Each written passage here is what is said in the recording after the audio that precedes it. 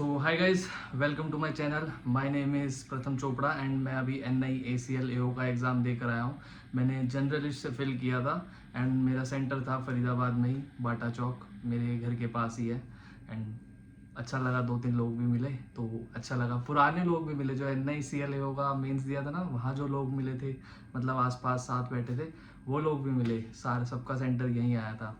तो let's begin and start करते हैं इंग्लिश के साथ। मैंने किया पहले पैराग्राफ किस पे था, जो कार्बन एमिशंस निकलता है ना एविएशन वगैरह से या दूसरी चीज़ों वगैरह से, फैक्ट्रीज वगैरह से, जो भी है, तो उसको कम करने के पीछे था। और मेन स्टार्ट हुआ था कि टूरिज़्म जो है वो बूस्ट तो हो गया है पहले से, बट जो एविएशन इंडस्ट्री है ना, तो वो सबसे ज़्यादा कार्बन एमिशन करती है, कुछ कंट्रीब्यूट करती है। एंड 2-3 कंट्रीज़ के भी नाम ले रखे थे। तो ठीक था, मतलब अगर आप कंसंट्रेशन से वो पढ़ो पहले, कोई बात नहीं, 5 मिनट चाहे उसके अंदर लग भी जाए आपको पढ़ने में, तो you can get the answers. क्योंकि 1-2 क्वेश्चन मैंने देखे थे डायरेक्ट नहीं था उसके आंसर। उस जैसे एक क्वेश्चन था कि रिच कंट्रीज हाईली कंट्रीब्यूट करती है तो पुअर कंट्रीज कम कंट्रीब्यूट करती है, वो ऑप्शन में था, तो डायरेक्ट नहीं था, तो पढ़ते तो आराम से हो जाता।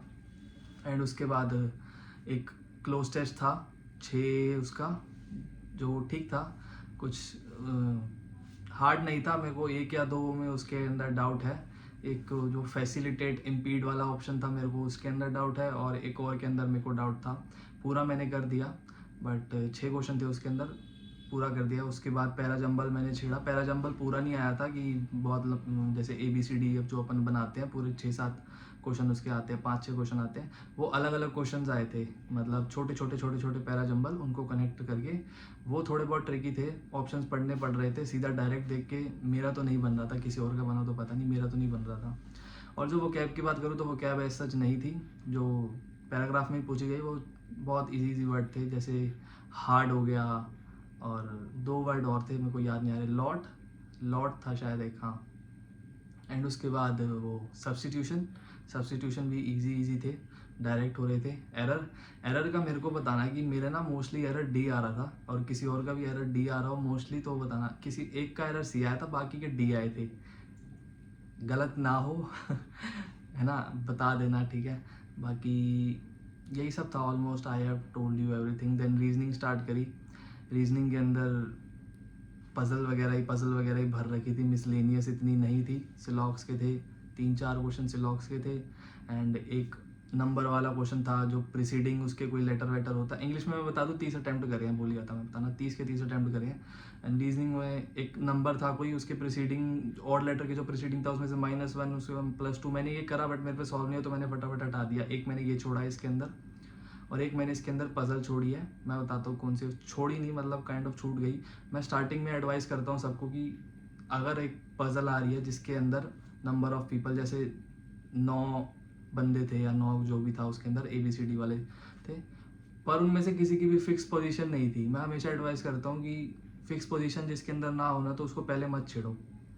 बट मेरे को लगा कि ये हो जाएगा मेरे अंदर चलो ठीक है ये हो जाएगा, तो मैंने वो छेड़ा। मेरे वो 1.5-2 मिनट खा गया, मेरे से वो नहीं बना। फिर मैं बाकी पजल मेरे से आसानी से बन गई थी। एज वाली थी एक, कि 1990s के भी थे, 70s 80s 2000 के भी थे, उनकी एज वगैरह थी, तो वो मेरे से बन गई थी पजल, एक ही बारी में बन गई थी। उससे पहले भी एक थी, मैं भूल गया कौन सी थी। एंड और एक, हाँ, एक दिक्कत आई थी, सर्टेन पर्सन जो थी ना लीनियर रो के अंदर, उसके 2-3 केस बन रहे थे। बट वो मेरा जहाँ तक है मेरे को लगता है सही बना था, क्योंकि बाद में मैंने क्वेश्चन में एक ऐसा ऑप्शन देख लिया था, मतलब ऑप्शन एक क्वेश्चन ऐसा आया था जो मेरे पजल में से सॉल्व हो रहा था।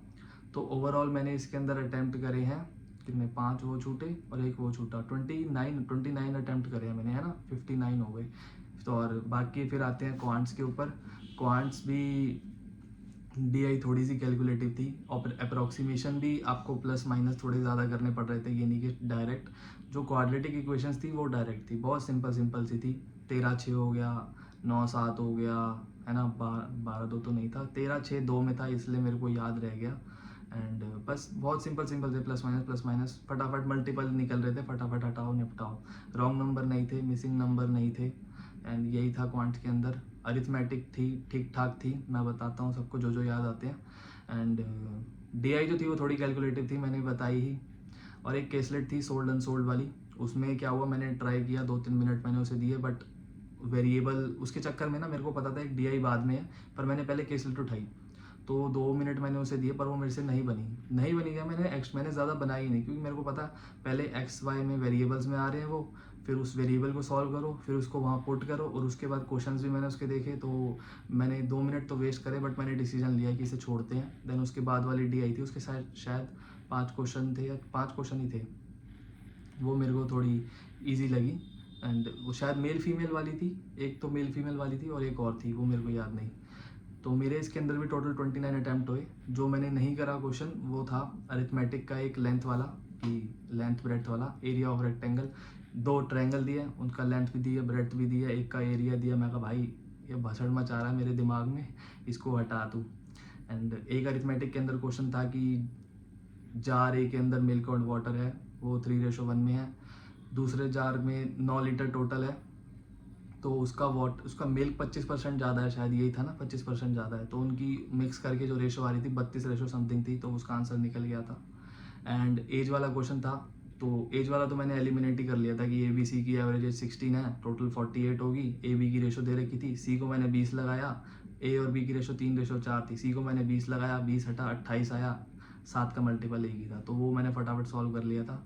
अरिथमेटिक एक ट्रेन वाला भी था, ट्रेन वाला भी इजीली हो गया था, 30 सेकंड आया था मेरा उसका आंसर। जो मैं याद आता है मैं बताता जा रहा हूँ, बस यही थे मेरे उसके अंदर भी 29, तो 30, 29, 29, 88 मेरे अटैम्प्ट हुए हैं इसके अंदर टोटल। एंड मैं अटैम्प्ट के पीछे इसलिए भी ज़्यादा भाग रहा था क्योंकि पहले की कट ऑफ मैंने देखी 81 पॉइंट समथिंग थी, तो मैंने कहा यार इंग्लिश के अंदर 4-5 भी गलत हुए ना, तो हो सकता है मैं नीचे चला जाऊँ, 80 के नीचे चला जाऊँ, तो पॉसिबिलिटी है कि ना हो मेरा। तो I was rushing so much, but then I got to realise कि पेपर डिफ़िकल्ट आया था। मैं ना बहुत लोगों के 80 तो बहुत लोगों के हो गए हैं, 80 तक तो, बट 85 प्लस कम लोग जा रहे थे, तो आई वॉज सेटिस्फाइड देन कि हाँ ठीक है इतने पहुँच गए। वेल और भी हो सकते थे, नहीं भी हो सकते थे, बट क्या फ़र्क पड़ता है, पेपर निकलना चाहिए। 5 मेरे से ज़्यादा वाले के निकले, मेरे से कम वाले के निकले, या मेरा निकले, हम सब बराबर पे खड़े होंगे। तो आप लोग भी अब बताना पेपर कैसा गया, एंड अटेम्प्ट वगैरह आपने बताना, and let's wait for the result. All the best.